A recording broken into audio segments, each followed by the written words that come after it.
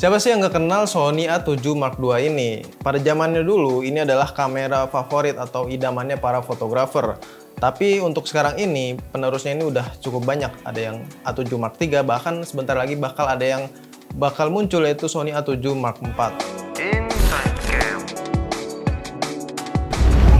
Nah, dulu kamera ini, Sony A7 Mark II menjadi kamera full frame pertama yang memiliki 5 axis stabilisasi di bodinya. Jadi emang cukup banyak juga, selain para fotografer, para videografer juga banyak yang ngincar. Tapi gimana untuk sekarang ini? Apakah masih cukup worthy dibeli untuk tahun 2021 ini? Oke, di sini gue bakal bahas dulu kemampuannya mulai dari fitur serta beberapa spesifikasinya. Nah, untuk harganya sendiri, kamera ini menjadi salah satu kamera full frame yang paling terjangkau untuk sekarang ini karena harganya ini ada yang jual bahkan sekitar 13 jutaan. Ini di bawah EOS RP ya, yang kemarin gue sempat bahas. EOS RP itu menjadi kamera salah satu yang full frame paling murah atau yang paling terjangkau.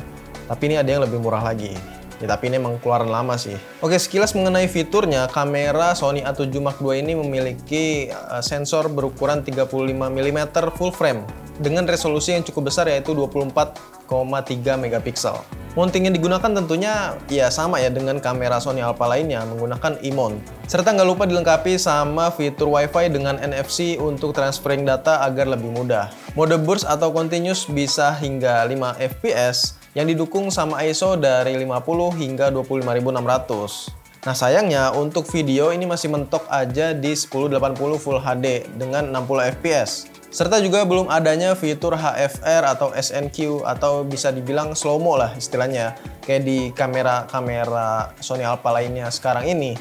Tapi walaupun begitu, kamera ini yang kayak tadi gue bilang punya 5 axis stabilisasi di bodinya. Jadi yaitu menjadi fitur yang sangat penting dalam sebuah kamera full frame untuk videografi. Karena menurut gue untuk video 1080p Full HD untuk sekarang ini masih cukup banyak digunakan ya, jadi nggak terlalu masalah lah. Adanya fitur Gamma S-Log 2 yang sangat berguna tentunya buat para videografer yang hasil videonya nantinya bakal di color grading lagi. Jadi bakal lebih nikmat ya dilihatnya. Beralih ke bodinya, dengan bentuk dan ukuran yang cukup umum untuk kelas full frame dari Sony Alpha. Terdapat layar berukuran 3 inci yang tentunya belum bisa di flip dan juga belum ada touchscreen-nya ya. Jadi flipnya ini sekitar 45 derajat aja, belum bisa buat selfie tentunya. Nah, kalau ngomongin soal kelengkapan port, di kamera ini menurut gue udah cukup lengkap untuk sekelas kamera keluaran lama. Dia udah ada port mikrofon, headphone, dan juga HDMI ya. Terus juga baterainya ini masih menggunakan model yang sama seperti Sony A6000-an. Daya tahannya juga masih sekitar 300-an foto lebih lah. Nah, untuk slot memori, seperti kebanyakan kamera full frame Sony Alpha, dia udah di samping ya, nggak disatuin sama baterai di bawahnya. Terus juga tersedia metering exposure yang sangat berguna menurut gua untuk membuat foto underexpose. Jadi ya kalian tinggal otak-atik di sini aja dengan menggunakan mode auto. Nah, jadi intinya kalau untuk video sih kamera Sony A7 Mark II ini emang udah cukup ketinggalan ya dari beberapa kompetitor untuk sekarang ini. Tapi kalau mau dibeli ya masih cukup worthy lah untuk dipakai ya. Kayak buat belajar mah masih cukup oke banget. Nah, kalau buat fotografinya jelas ini masih sangat rekomen banget ya. Selain kemampuan resolusinya yang besar, kemampuan low light-nya juga patut diperhitungkan karena ini udah cukup oke banget. Kemarin pas gue coba, ya bandingin sama Sony A6000-an lainnya yang sekelasnya kayak misalnya 6400 atau 6500, ini ya masih lebih oke ini sih menurut gua. Serta kedalaman warnanya yang tidak terlalu oversaturate.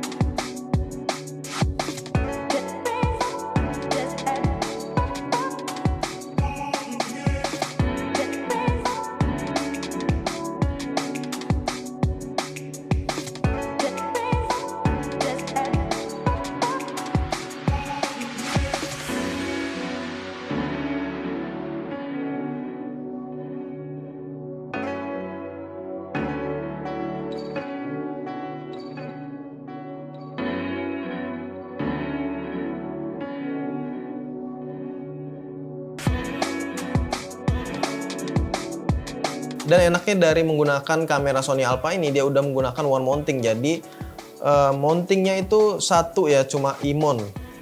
Mau itu kamera full frame, APS-C atau apapun, itu mountingnya cuma satu. Jadi kalian bisa pakai lensa apapun dari produknya Sony Alpha.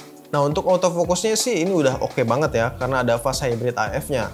Tapi pas gue pakai di 50 mm makro ini lensanya, dia agak sedikit lambat ya. Mungkin berpengaruh juga dengan lensanya ini, karena jarak fokusnya ini cukup jauh ya. Jadi dia harus cari-cari dulu. Nah kalau gue disuruh pilih kamera fotografi gitu yang harganya di bawah 15 juta, gue jelas pilih Sony A7 Mark II ini masih ya, karena dia selain full frame dan juga memiliki stabilisasi buat bikin video-video pendek lah istilahnya, daripada kalian beli yang APS-C yang harganya itu setara ya. Kalau gue sih mendingan Sony A7 Mark II ini, dan kemungkinan bakal bisa makin turun ya setelah Sony A7 Mark IV-nya nanti bakal keluar atau udah dikeluarin ya. Jadi gimana nih, kalian udah siap nunggu atau belum? Dan mungkin segini aja video gue pembahasan tentang Sony A7 Mark II ini. Semoga kalian yang lagi nyari referensi atau rekomendasi kamera ya bisa terbantu lah istilahnya ya. Sekian dan terima kasih.